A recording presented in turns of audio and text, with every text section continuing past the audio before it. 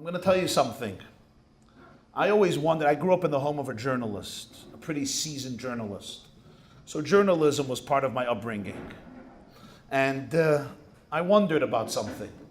The greatest community of Muslims in the United States is where, you know? Michigan, Detroit. You know which newspaper for decades would never demonize Israel? Which in America, with newspapers, the demonization of Israel is unique, and it's a machala. Syria could slaughter 400,000 people, including through chemical warfare. But the condemnations of the United Nations and the media with Israel is uniquely biased. But the Detroit Free News, which is read by millions of Muslims, was always supportive of Israel. And it was a pella by me because usually you service your clientele, your advertisement base. You want your readers to be happy with you. And certainly in such a community, I thought the first thing would be the demonization of Israel, or at least nice bias towards Israel. There was a federal Supreme Court judge by a dinner of Beis Yehuda, the school in Detroit. And he heard Rabbi Berelwein speak at the dinner, and he was impressed. And he asked if he could come to a private dinner in his home. And they kashered the home, and Rabbi Wein came, and the Supreme Court judge brought there the Irish editor of the Detroit Free News. And in the middle of dinner, he turns to Rabbi Wein and he says, "You're a rabbi?" He says, "Yeah." "Are you Orthodox, Reform, Conservative, Reconstructionist, Renewal?" He says, "I'm Orthodox." He says, "Let me tell you about the one Orthodox rabbi I know." Rabbi Wein wants to bury himself from shame. You know when people tell you, "Let me tell you a story about the one rabbi I know." And you're like, "Oh my God, how am I going to defend this one?" You know the feeling. And he says, "I want to tell you a story. My mother was an immigrant from Ireland. She had no husband. She had one son. She came to America without a penny, and she got herself a job as a cleaning lady in the home of a rabbi in Oak Park, Michigan in the 40s. They liked her. She liked them. They treated her with dignity, and they were going on vacation one winter at the end of December, 1947. And they asked her if she wants to stay in the house. She had no home. She said, yes, she'll stay in the house. She'll look after the home. And they went on vacation. They came back from their vacation December 25th, 1947. The rabbi is driving with his wife and children. And they come by their home. And in front of their home, they see decorations galore.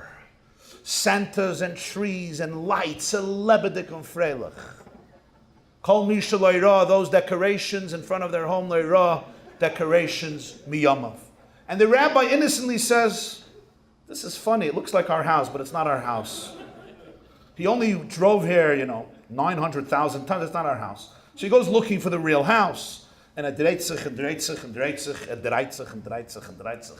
And there's no home. Hayela deinenu, habayis einenu. His wife says, "What are you doing? Let's go home." He said, "I went home, but it's not our home." They go back. "No, it's not our home." And they're looking. "You know what? Let me check out this home. Maybe it is our home." And he parks and he gets out and he goes to the door. "It's my home." They walk into the home and it's decorated from inside, from outside. Mebayis or mechutz. Yeah?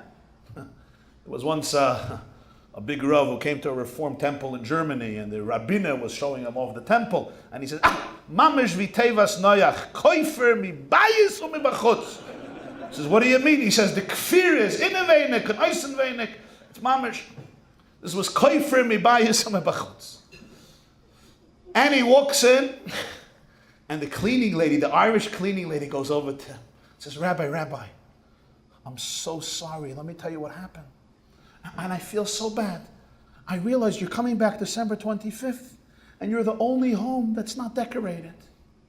And I felt so horrible that you and your children will not be able to experience the spirit and the sweetness of the holiday. But I only had $10, so I ran to the store and I bought everything I can get for $10.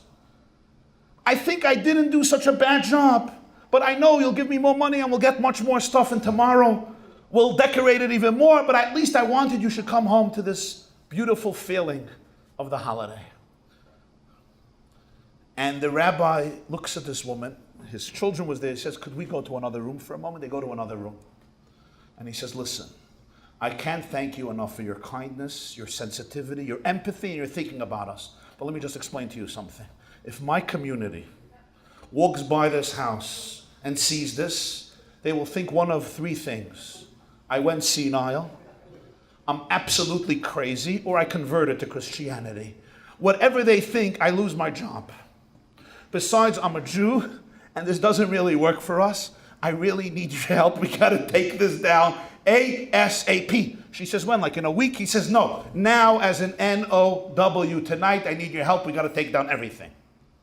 But I will never forget your thoughtfulness towards my family. And he puts his hand in his pocket, and he takes out a $100 bill, which in 1947 was something like $5,000. And he gives it to her. And he says, this is just a small token of gratitude and appreciation for your kindness to my family. You spent $10, but I wanted to show you our love and our appreciation. Here is $100 for you. The editor of the Detroit Free Press turns to the rabbi in the home of the Supreme Court Judge of Michigan and says, that lady was my mother.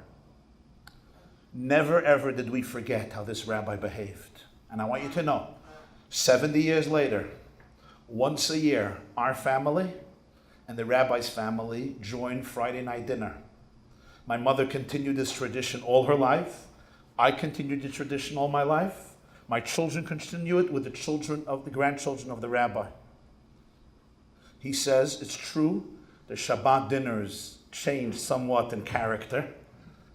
Those grandchildren are a little bit on a different level of Yiddishkeit. But I want you to know that's where we go once a year to commemorate the friendship. And I want you to know one more thing. As a result of that, I made a decision that nobody is going to demonize Israel on the pages of my paper. Because what's Israel? Israel is the place where Jews live. And I know how Jews live. And since I know how Jews live, I kept a certain editorial standard in the newspaper. And I thought to myself, 6 decades later, millions and millions of people were affected positively towards Israel, towards the Jewish people, were speared. The rhetoric of hatred, bias, anti-Semitism, bigotry, racism, and discrimination for a little small country trying to defend its 7 million Jews 70 years after Hitler. But how did it happen? It happened because one rabbi treated one cleaning lady, an Irish woman, with extraordinary empathy, sensitivity, honesty, and respect, inspired by the ethical morality that every siman and seif in Choshen Mishpat, all the way from Dayanim, all the way till the end of Moiser, Malshin, Chayil, B'Chaveda, all the whole Choshen Mishpat. Every siman and every seif espouses and displays and manifests in one form or another, or in the words of Hillel, Mada loch sani, l'chavrach loy savid, zehu, kol ha-Torah kula.